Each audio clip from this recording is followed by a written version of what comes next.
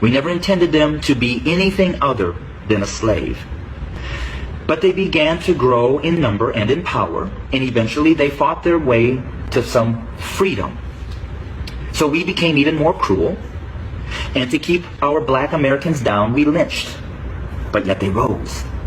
So then we used the welfare system, the criminal justice system, to keep them down, to contain them, to destroy them. But yet they rose, and they're rising.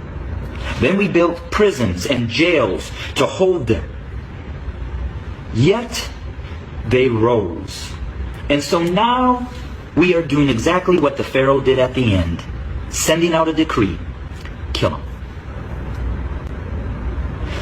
So until we admit that when we wrote this Constitution that all men are created equal, that we never intended to include our black brothers and sisters, our nation may end up facing exactly what the Egyptians faced when they refused to let God's people go.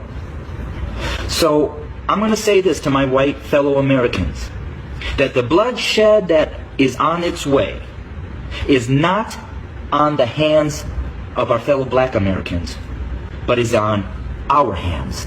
We are the ones that are refusing to let God's people go. We are the ones that are refusing to acknowledge that we do not value our black brothers and sisters as equal individuals or equal Americans as us white men.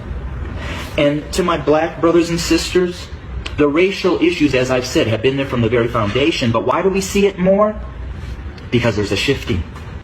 See, us white men have been at the head since the foundation. But we've had a black president. And you know, we've done everything in our power to keep him from really changing things. Now we have another minority rising to the top, a white female. What does that say? Those of us who are white men who have been at the head are now starting to see and fear that we are going to become the tail. And we know what we've done to you.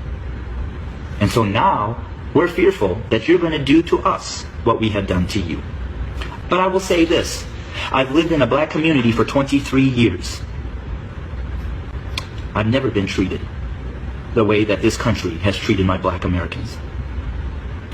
So I call out my white Americans to say we better heed, repent, acknowledge, and change.